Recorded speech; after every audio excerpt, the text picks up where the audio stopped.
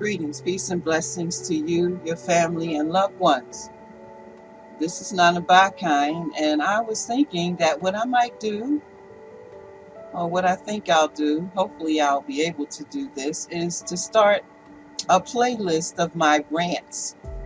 I have a blog where I write about various different topics, and I have my little commentary on the topic. So I wanted to start this rant off with something that happened to me today. I was talking with a friend of mine who was having problems with his 15-year-old daughter, and his daughter is acting out, and he doesn't understand why. He wants her to stop acting stupid, and etc., etc., etc. And so I was talking to him about it, and then, I kind of took a little nap today, and I was wondering, what shall I make a video about? And I said to myself, maybe I'll talk about this. And I started off making a post to put on my Facebook page, but then I said, maybe I'll just make a video. And so I'm going to make a video right now. And this is what I have to say about that. And the title of my video is, Why Do We Blame Our Children?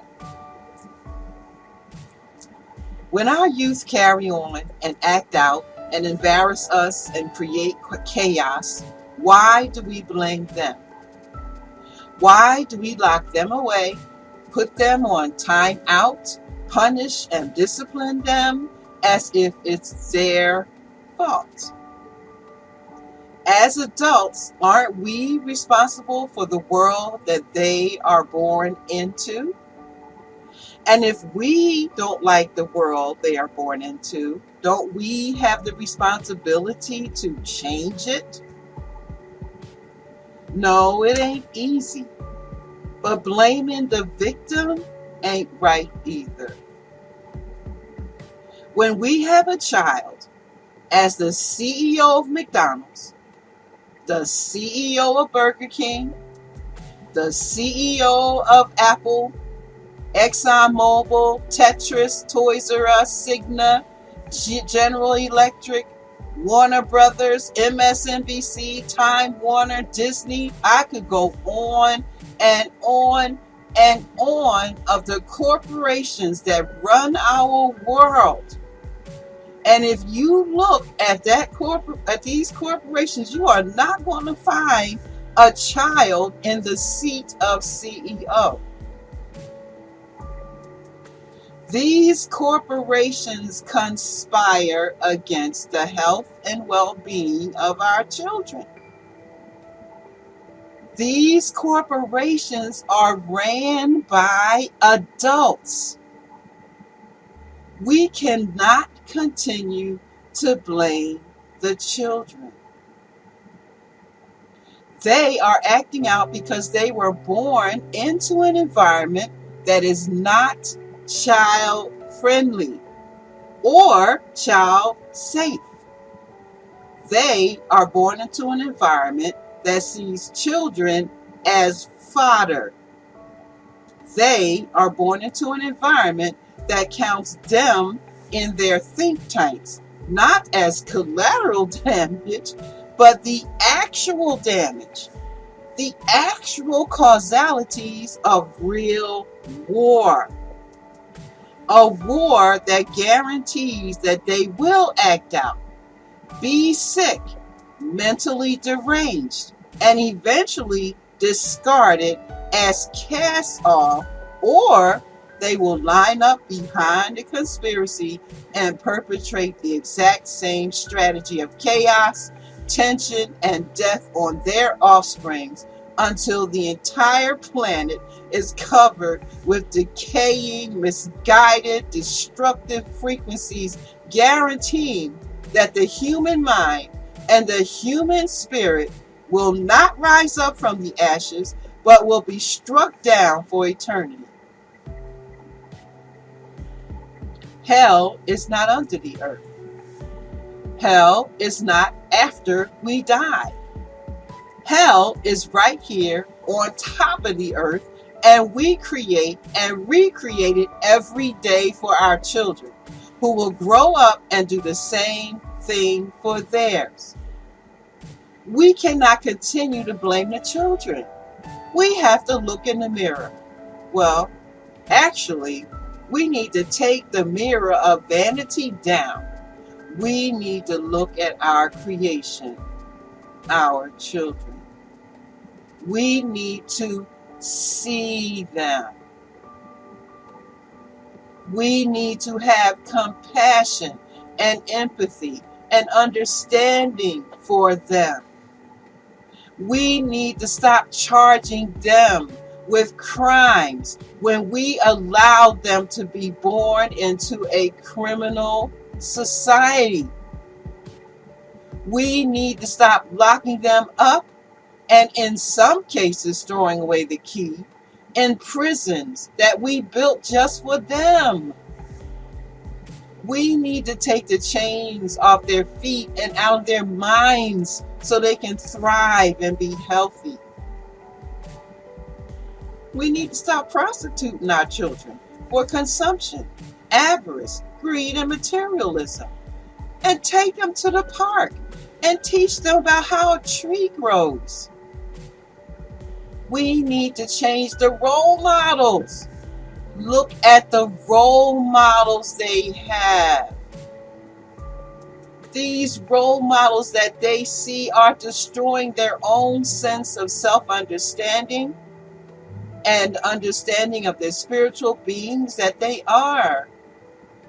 We need to take them out of religious institutions of brainwashing that mind fuck them and let them watch the sunrise. We need to honor their dreams and ask them to tell us what they are and help them understand them. We need to keep them away from all things harmful, including zoos, circuses, and amusement parks. We need to teach them how to grow food, cook a meal, iron a shirt, for crying out loud, clean a bathroom, pick a peach from a peach tree, and take good care of their health. We need to avoid all types of violence around them, including wars, road rage, cursing, and violent video games. We need to throw away our televisions and monitor the amount of time and what they are watching or viewing on their digital devices. We need to stop celebrating all holidays and create our own family and community gatherings. Any holidays that honor war criminals, injustice, pedophiles, and corruption should be avoided at all costs. We should teach them how to sweep the yard and sew their own clothing. Why do we continue to blame our youth for the shit that they do and the chaos that they cause, especially our preteens and teenagers? Why are we kicking them out of schools, writing statistics with their recidivism in mind, arranging chairs in courtrooms for their conviction, and scientifically generating at the same time generating drugs for their intake? Why do they rebel? They rebel because they realize that we are liars. We are fraudsters. We are fakes. We are perpetrators. We are perverts and unethical scum. They realize that we will continue to blame them and call them stupid for not abiding by the code of the destructive environment we created for them. Now, how can we blame them? How can we fault them? How can we punish them? We are asking them to become the zombified schizoid vampires that we have become being born in this environment. We are asking them to eat poison mentally, emotionally, physically, and spiritually and be grateful as we are to have it. So they rebel. And they should. They should fight the corruption they see around them. They have the courage to stand up to the injustice. They have the courage we lost when we conformed. They have the ability to see beyond the veil and beyond our hypocrisy and the flagrant lie we tell to ourselves each and every day. They are struggling to be sane in a very insane world run by delusional people who think it makes sense to poison the air, poison the water, poison the earth. They are struggling with how to be sane in an insane world that cannot see the connection between hypocrisy and the resulting torment, corruption, displacement, and distortion that it creates. No, they don't want to do their homework. They don't want to go outside and play. Why? They don't want to do anything. Why should they want to do any of those things when they see their parents sit at work all day, come home and sit on the couch all night? They don't want to listen to our demands and commands. When do we listen to theirs? And what is theirs, you may ask? They want to feel safe. They want to feel protected. They want to live freely. They want to expand their consciousness. They want to explore their imagination. They want to have a world that is supportive, not a world that is trying to kill them. This world does not support its children. You hear all this story about, the children are the future, the blah, blah. What future have we prepared for our children? Look up. Look at the sky. Look at the water. We can't even drink it without all kinds of poison being in it. What are we leaving behind for them? Why can't we get our act together as adults? Why can't we get our act together so that the world that they come into is safe for them? Now, if we live on a primitive island somewhere, and I don't say primitive tongue-in-cheek, those people are probably feeling more at peace with their environment and safer than our children do. Because the commercial destruction of this planet is ongoing, it's unending, it's devastating, and quite frankly, it's frightening to our children. So where can they go to feel safe? So they will give in to the first law of nature. This is what our teens and our preteens are doing. They are into self-preservation because we are not making them, keeping them safe. We're not protecting them. They have to protect themselves. So they'll fight overtly or covertly, but they will fight until they either die or give in. And for real, what other option do they have when adults won't take responsibility for what they have done to the earth? They won't take responsibility for what they have done to the very earth they brought their children into. And on a side note, let me just say this. If we continue to vote into office openly, corrupt people to lead us, we are driving a stake through the hearts of our children.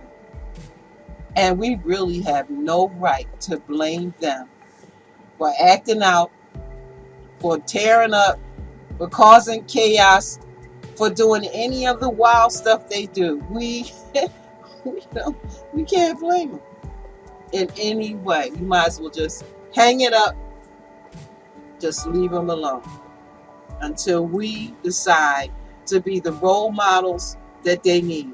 We have to decide to create a world that they can live in and feel safe. We have to decide to change our habits. We have to decide to stop supporting corporations of destruction. We have to decide to pull back. We have to decide to take a walk in the park and examine and appreciate nature. These are the things that we have to do. We have to take responsibility for our health. If we don't do that, we cannot expect our children to do anything other than what they see us do. When I was a kid, I used to hate it when my mother would say, do what I say and not what I do. I hated that. And that's what our children are rebelling against. They are rebelling against our hypocrisy. And until we change the world that we brought them into, they will continue to rebel. And they will continue to fight. And they will continue to cause chaos across the land until we as adults get it together.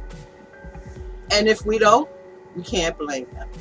If we don't get it together, we cannot have them or expect them to take responsibility for their behavior, because we are not.